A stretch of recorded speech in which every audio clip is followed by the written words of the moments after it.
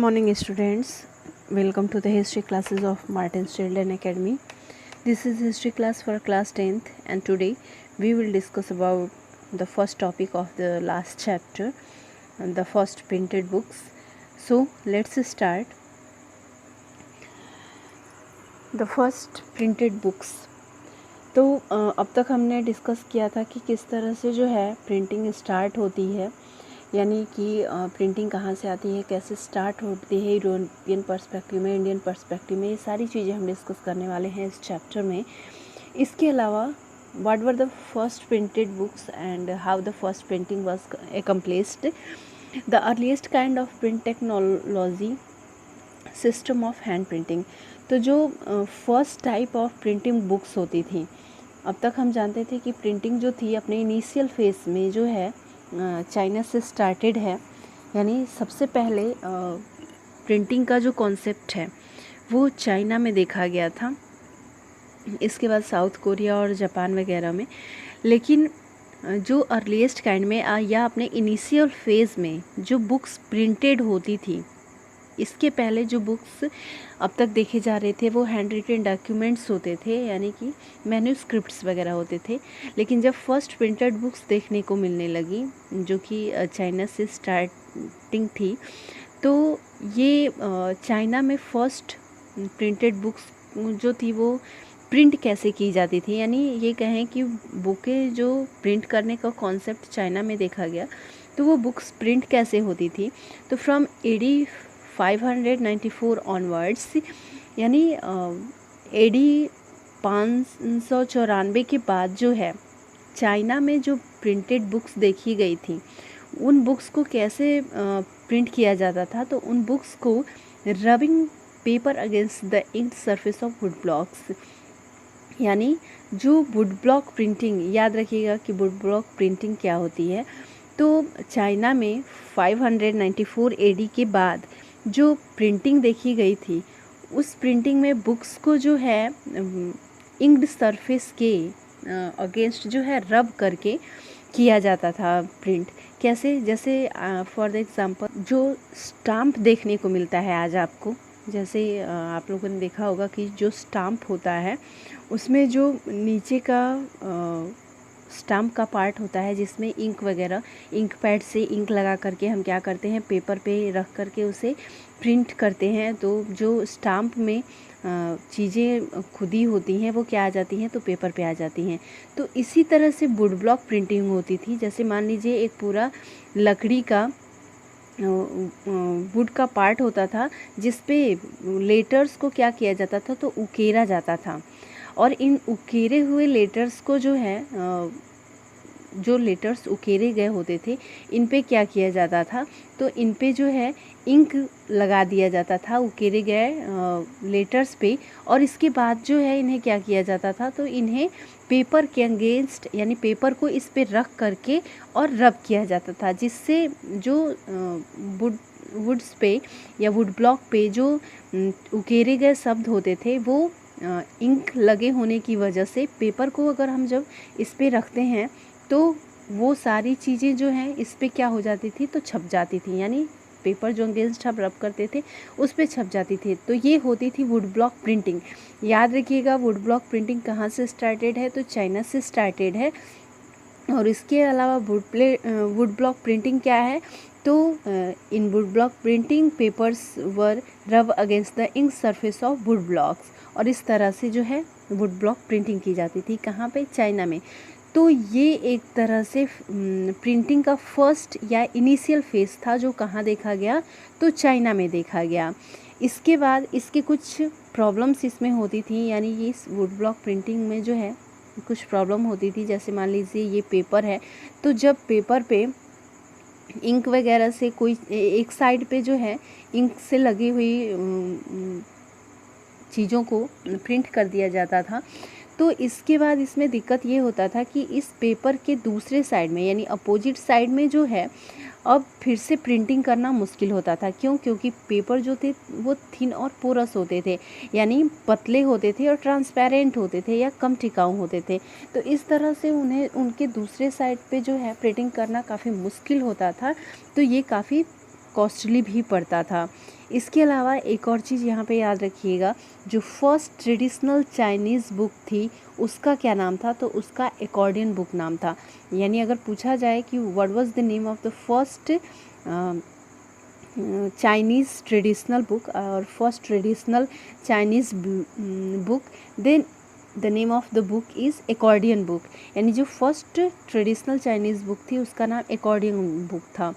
इसके बाद अब तक हमने देखा कि चाइना में वुड ब्लॉक प्रिंटिंग तो स्टार्ट हो ही गई थी, लेकिन इसके बावजूद जो रोल ऑफ स्क्राइबर्स जो थे उसका भी काफ़ी महत्वपूर्ण स्थान था। ये स्क्राइब्स क्या थी, तो स्क्राइब्स जो होते थे वो एक तरह से इफ़िशिएंट और स्किलफुल कॉपीराइटर होते थे। यानी स्किलफुल या वी कैन से इफ़िशिएंट जो कॉपीराइटर होते थे उन्हें ही स्क्राइबर्स कहा जाता था। यानी मान लीजिए राइटर ने कोई बुक लिखी, राइटर ने एक बुक लिख दी, ये बुक जो है लिख करके तैयार कर दी गई और उसके बाद इस बुक को किसी ने पढ़ा और पढ़ने के साथ ही जो है इसकी डिमांड स्टार्ट हो गई। तो इस डिमांड को फुलफ़िल करने के लिए, यानी 10 लोगों की जो है बुक शॉप पे आर्डर आ गया कि हमें 10 बुकें चाहिए, तो इस अब बुक को हालांकि वुड ब्लॉक प्रिंटिंग से प्रिंट तो किया ही जा सकता था, लेकिन इसके अलावा पूरी बुक को स्क्राइबर्स के द्वारा यानी स्किलफुल कॉपीराइटर्स के द्वारा हाथ से जो है लिखवाया भी जाता था। यानी ऐसे स्क्राइबर्स होते थे जो क्या करते थे, पूरी बुक को जो है कॉपी करके दूसरे फॉर्म में दे देते थे। यानी पूरे बुक को जो है कॉपी करके उतार देते थे, यानी एक बुक तैयार कर देते थे इस तरह से। तो ये जो थे स्क्राइबर्स का ये रोल था और इस तरह से स्क्राइबर्स वर्क करते थे। तो वुड ब्लॉक प्रिंटिंग के साथ ही जो है स्क्राइबर्स के द्वारा भी जो है चीज़ों को कॉपी कराया जाता था चाइना में। इसके अलावा जो है पेपर का या ये कहें कि प्रिंटिंग के वॉल्यूम में जो है इंक्रीजमेंट देखने को मिला, या ये कहें कि यहाँ ये इनिशियल फेज़ था प्रिंटिंग का, लेकिन इसके बाद प्रिंटिंग के क्षेत्र में जो है इतना डाइवर्सिफाइड हुआ प्रिंटिंग का सेक्टर जो है, उसके लिए रीज़न क्या थे, तो सबसे पहले रीज़न था ब्यूरोक्रेटिक सिस्टम। अब ये ब्यूरोक्रेटिक सिस्टम क्या है, तो सीधे सीधे शब्दों में जानिए कि जो चाइना का इम्पीरियल स्टेट था या ये कहें कि मोनार्क था, तो वो जो अपने लिए जो मोनार्क है या जो एम्परर है वो खुद तो वर्क करेगा नहीं, बल्कि वर्क के लिए क्या करेगा, तो वो अपने लिए गवर्नमेंटल ऑफिसर्स को या गवर्नमेंट ऑफिसर्स को रखेगा। तो इस तरह से जो वो अपने अंडर में जो गवर्नमेंट ऑफिसर्स को रखता था, नौकरशाही कहा जाता है इसे एक तरह से, यानी जिन ऑफिसर्स को वो अपने अंडर में रखता था वर्क वगैरह कराने के लिए, इन ऑफिसर्स की भर्ती के लिए रिक्रूट्स निकलते थे और इन रिक्रूट्स को भरा जाता था एग्ज़ाम्स के द्वारा। तो एग्ज़ाम्स अगर होंगे तो आपको पता है कि पढ़ाई होगी, यानी एग्ज़ाम्स होंगे तो पढ़ना पड़ेगा, और अगर पढ़ना होगा तो बुक्स भी चाहिए। तो इस तरह से ब्यूरोक्रेटिक सिस्टम की वजह से जो है डिमांड फॉर बुक्स बढ़ी, पेपर्स वगैरह भी बढ़े, और इस तरह से जो है प्रिंटिंग का जो वॉल्यूम था वो क्या हुआ, तो डाइवर्सिफाइड हुआ। इसके अलावा नेक्स्ट रीज़न जो था वो ये था कि with the emergence of urban culture use of printed diversified.